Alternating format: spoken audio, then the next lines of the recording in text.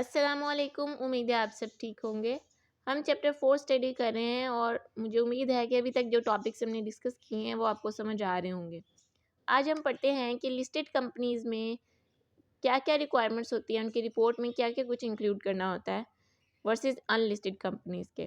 ठीक है, अब listed report as per ISA's report of listed companies required to include, क्या-क्या इंक्लूड होना चाहिए। Statement of compliance to those charge with governance, दो चार्ज विद गवर्नेंस को आपने इन्फॉर्म किया है, कुछ भी मिस स्टेटमेंट है आपने उनके साथ कम्युनिकेट किया है, ये कम स्टेटमेंट जो है वो आपने यहाँ मेंशन करनी है। की ऑडिट मैटर, अगर तो डिस्क्लेमर ऑफ ओपिनियन मेंशन नहीं है, इंक्लूड नहीं है, तो फिर जो है वो हम की ऑडिट मैटर डिस्कस करेंगे। लेकिन अगर डिस्क्लेमर ऑफ ओपिनियन मेंशन है तो जो हम की ऑडिट मैटर इंक्लूड नहीं करेंगे।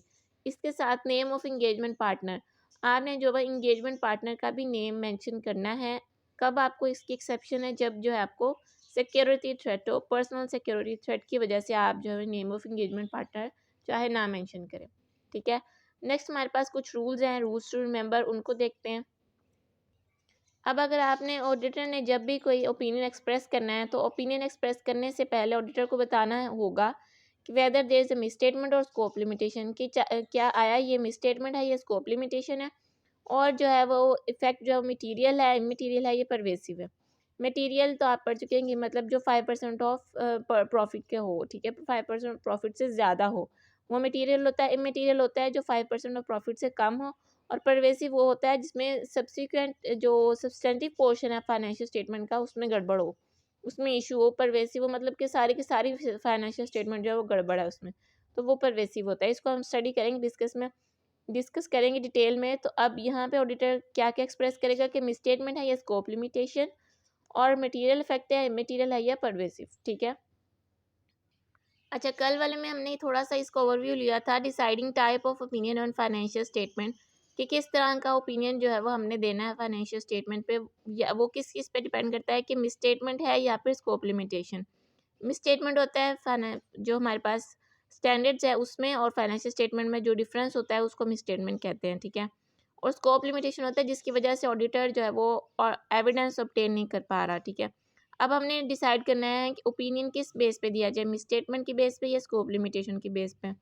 अब अगर मिसस्टेटमेंट है तो मिसस्टेटमेंट भी किस वजह से है, मिसस्टेटमेंट की एग्जांपल देखेंगे, और auditor course of action. Course of action क्या होता है कि ऑडिटर ने क्या क्या प्रोसीजर्स अप्लाई किए हैं और उसका जो है वो रिपोर्ट पे क्या इम्पैक्ट था, उसको कोर्स ऑफ एक्शन कहा जाता है। मतलब ये कि ऑडिटर ने डिटेल में क्या क्या परफॉर्म किया है, उसकी प्रोग्रेस क्या थी, वो हमने यहाँ पे मेंशन करना है कि ऑडिटर ने क्या क्या कुछ परफॉर्म किया।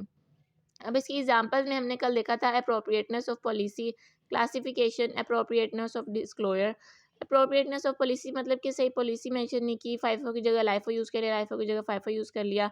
क्लासिफिकेशन में भी सिमिलर इसी तरह का कि आपने सही क्लासिफाई नहीं किया, डिस्क्लोजर सही नहीं मेंशन किए। ये इसकी एग्जांपल्स कुछ हैं जो आपने बुक से रीड कर लेनी है। ठीक है, इसी तरह ऑडिटर कोर्स ऑफ एक्शन है जो हम, अच्छा जी, अप्रोप्रिएटनेस ऑफ पॉलिसी में हम देखें अगर, तो इसमें हमारे पास है कि अकाउंटिंग पॉलिसी सही हमने सेलेक्ट नहीं की स्टैंडर्ड्स के अकॉर्डिंग, अकाउंटिंग पॉलिसी सही हमने करेक्टली डिस्क्राइब नहीं किया, या फिर फेयर प्रेजेंटेशन जहाँ पे चाहिए थी वहाँ पे हमने डिस्क्लोज नहीं किया ट्रांजैक्शंस को, या फिर उस मैनर में नहीं बताया जिसमें बताना चाहिए था। क्लासिफिकेशन में अगर हम देखें तो इसमें है कि हमने जो है policies, accounting policies correctly apply नहीं की हैं। एरर एप्लीकेशन, अकाउंटिंग पॉलिसीज़ की एप्लीकेशन में कोई एरर आ गया है। इसी तरह जो हमने अकाउंटिंग पॉलिसी सेलेक्ट की थी उसको कंसिस्टेंटली अप्लाई नहीं किया। मतलब अगर एक तो होता है कि अगर आप सेम अकाउंटिंग पॉलिसीज़ अप्लाई करें, और अगर आप चेंज करें हैं तो वो रेट्रोस्पेक्टिवली आपने चेंज करनी है, और अगर मतलब आपका मैनर सही नहीं है, आपने इनकंसिस्टेंटली जो है वो उनको अप्लाई किया है, ये इसमें आ जाएगा। अप्रोप्रिएटनेस ऑफ डिस्क्लोजर में आता है कि जो फाइनेंशियल स्टेटमेंट हैं स्टैंडर्ड के अकॉर्डिंग डिस्क्लोजर्स नहीं प्रेजेंट करी। इसी तरह जो है अगर डिस्क्लोजर फाइनेंशियल स्टेटमेंट में जो डिस्क्लोजर्स हैं वो account applicable financial reporting framework के अकॉर्डिंग नहीं है। ठीक है, financial statement do not provide the disclosure necessary to achieve fair presentation. ठीक है, इसमें भी सिमिलर पॉइंट्स है एज सिमिलर टू अमाउंट्स वाले में, अप्रोप्रिएटनेस ऑफ पॉलिसी वाले में, बस थोड़ा बहुत डिफरेंस है डिस्क्लोजर्स का। ठीक है, अब यहाँ पे हम आ जाते हैं ऑडिटर कोर्स ऑफ एक्शन के, कि ऑडिटर देखेगा कि इमटेरियल है या फिर मटेरियल है मिसस्टेटमेंट।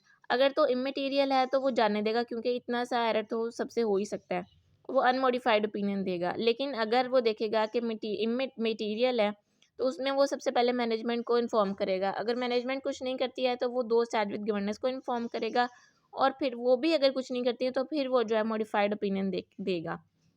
इसमें अगर ये है कि अगर तो वो इंटेंशनल मिसस्टेटमेंट है, तो वो जो है बाकी एस्पेक्ट्स को भी अफेक्ट कर रही होगी, फाइनेंशियल स्टेटमेंट के दूसरे एस्पेक्ट्स को भी मेजरली अफेक्ट कर रही होगी। अब यहाँ पे ये भी है एक टिप, या ये आप कह सकते हैं कि ऑडिटर जो है वो ये नहीं होता कि उसको एक कोई भी मिसस्टेटमेंट नज़र आई है तो फ़ौरन जाके जो है वो मैनेजमेंट को कहेगा या दो साइड गवर्नेंस को इन्फॉर्म करेगा। वो थोड़ा अरसा जो है वो उनको पहले जो है वो सबको ऑडिट करेगा थोड़े बहुत, उसके बाद जो है डाटा कलेक्ट हो जाए जो उसको, फिर वो जाके जो है मैनेजमेंट को इन्फॉर्म करता है with in the required time, कि उनके पास टाइम भी हो उसको ठीक करने का, ठीक है। उसके बाद जो है मैनेजमेंट उसको रिस्पॉन्स करती है। एक एक करके जो है बताना मुनासिब नहीं है, एक साथ जो है वो ऑडिटर जो है वो मैनेजमेंट को बताता है विद इन द टाइम। और इसमें एक और पॉइंट है कि अगर तो ये जी वही वाला कि ये अगर तो इंटेंशनल है तो जो है वो अदर एस्पेक्ट्स को भी अफेक्ट करेगा मिसस्टेटमेंट, ठीक है। अब हम चलते हैं स्कोप लिमिटेशन पे। यहाँ पे भी हमारे पास स्कोप लिमिटेशन के एग्जांपल्स हैं और ऑडिटर कोर्स ऑफ एक्शन है। एग्जांपल में क्या क्या है कि बियॉन्ड कंट्रोल ऑफ एंटिटी, जो कि एंटिटी के कंट्रोल में नहीं था। Nature and timing of work ऐसी थी कि स्कोप लिमिटेशन आ गई, या फिर मैनेजमेंट और एंटिटी की तरफ से है, मतलब ये कि यहाँ पे फ्रॉड की हमें चांसेस नज़र आते हैं, ठीक है। अब यहाँ पे हम पहले देखेंगे बियॉन्ड कंट्रोल ऑफ एंटिटी। इसमें हो सकता है कि कुछ भी अकाउंटिंग रिकॉर्ड्स जो हैं वो डिस्ट्रॉय हो गए हों, या फॉर एग्जांपल फायर से, कंप्यूटर वायरस की वजह से, या कुछ भी नेचुरल डिज़ास्टर्स की वजह से अकाउंटिंग रिकॉर्ड्स डिस्ट्रॉय हो गए हों, या फिर जो है वो किसी अथॉरिटी गवर्नमेंट अथॉरिटीज़ ने जो है वो उनके रिकॉर्ड्स हैं वो सीज़ कर लिए हों, ठीक है। अच्छा, ये इसमें रीज़न हो सकती है। उसके बाद हमारे पास आता है nature and timing of work. इसमें क्या हो सकता है कि ऑडिटर जो है वो फिजिकल इन्वेंटरीज नहीं देख पा रहा, ठीक है, अनेबल है, unable to observe counting of physical inventories. अच्छा, उसके बाद जो इक्विटी मेथड जो है उनका अकाउंटिंग का ऐसा है कि unable to obtain financial information of associated entity. उसके बाद ये है कि substantial procedures alone do not provide sufficient evidence and entity's internal control are also weak. इसमें जो ये 3 पॉइंट्स आ जाते हैं, इनको आपने एज इट इज़ क्रैम करना है, ठीक है, इन पॉइंट्स को।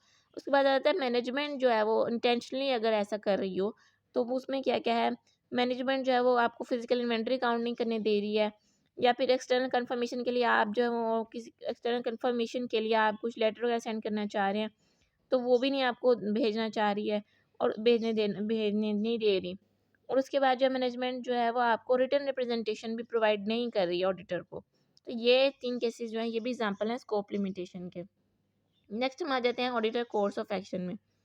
यहाँ पे जो है ऑडिटर जो है वो एक्शन करेगा, मतलब जो भी है वो ऑडिट कर रहा होगा, अगर तो उसको कुछ भी नहीं, स्कोप लिमिटेशन है ना, यहाँ पे ऑडिटर को एविडेंस नहीं मिल पा रहा होता, तो अगर तो अल्टरनेटिव प्रोसीजर अप्लाई करने की वजह से उसको एविडेंस मिल गया है, तो वो ठीक है, वो एविडेंस उसने obtain कर लिया, ठीक है। और उसके बाद वो जो है वो यहाँ पे मॉडिफाइड ओपिनियन नहीं देगा अगर तो वो उसको एविडेंस मिल गया है।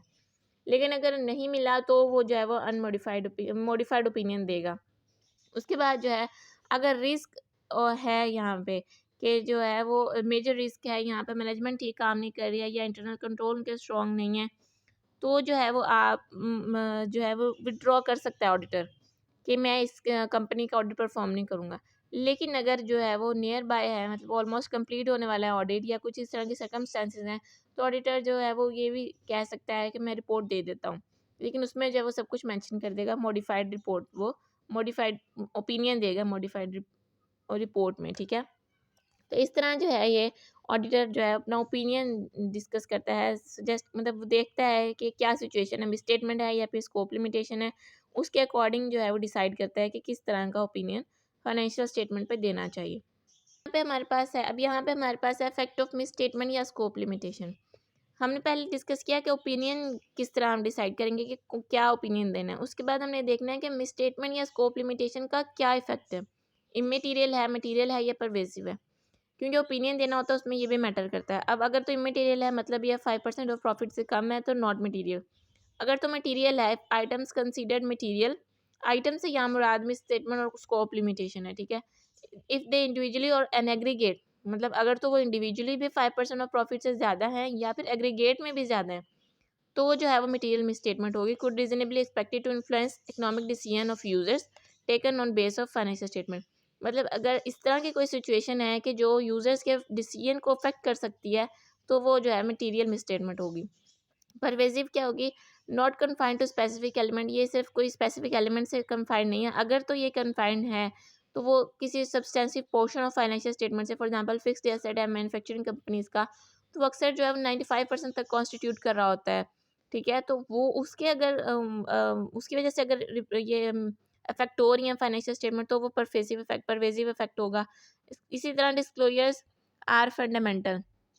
ठीक है, तो ये सारे इफेक्ट्स जो हैं ये परवेजिव में काउंट हो रहे होते हैं। ठीक है, तो हम इन बेसिस पे जो है डिसाइड करेंगे कि जो मिस स्टेटमेंट या स्कोप लिमिटेशन है वो हमारे पास इमटेरियल है, मटेरियल है या फिर परवेजिव है। अब हमारे पास ये जो है मेन कंसेप्ट है, जैसे अकाउंटिंग में डेबिट एंड क्रेडिट का कंसेप्ट होता है, बेसिक्स होती हैं, इस तरह ऑडिट में ये कंसेप्ट है। ठीक है, इसको आपने अच्छे से याद करना है, इसको अच्छे से इसका कंसेप्ट लेने हैं आपने। ठीक है, इसको डिस्कस करते हैं। अच्छा जी, अब हमने देखना है, एक तरफ हमारे पास है मिसस्टेटमेंट और स्कोप लिमिटेशन, एक तरफ है हमारे पास इमटेरियल इफेक्ट, मटेरियल और परवेजिव इफेक्ट। अब हमने देखना है, अगर तो मिसस्टेटमेंट है और इमटेरियल इफेक्ट है, मतलब ज़्यादा इफेक्ट नहीं है उसका, तो वो अनमोडिफाइड ओपिनियन ही देंगे। और स्कोप लिमिटेशन है लेकिन इमटेरियल इफेक्ट है तो अनमोडिफाइड ओपिनियन, दोनों केसेस में अनमोडिफाइड ओपिनियन। इसी तरह मिसस्टेटमेंट है लेकिन मटेरियल इफेक्ट है तो क्वालिफाइड ओपिनियन देंगे। स्कोप लिमिटेशन है लेकिन मटेरियल इफेक्ट है तो क्वालिफाइड ओपिनियन देंगे। इसी तरह अगर मिसस्टेटमेंट है और परवेजिव इफेक्ट है तो एडवर्स ओपिनियन आएगा यहाँ पे। ठीक है, और लेकिन स्कोप लिमिटेशन है, परवेजिव इफेक्ट है, तो यहाँ पर डिस्क्लेमर ऑफ ओपिनियन आएगा। ठीक है, तो ये आपने टेबल जो है वो अच्छे से याद कर लेना है, इसके कंसेप्ट क्लियर होने चाहिए आपके। और आज के लिए इतना ही। आज हमने ये सारा डिस्कस किया है कि टाइप ऑफ ओपिनियन कैसे डिस्कस करते हैं, कैसे डिसाइड करते हैं, और जो इफेक्ट क्या होता है मिसस्टेटमेंट और स्कोप लिमिटेशन का, और एंड में जो हमने ये डिस्क्रिप्शन टेबल थोड़ा सा भी हमने डिस्कस किया। आपको कोई भी कन्फ्यूजन हो तो आप पूछ सकते हैं। आज के लिए इतना ही। अपना ख्याल रखिएगा। अल्लाह हाफिज़।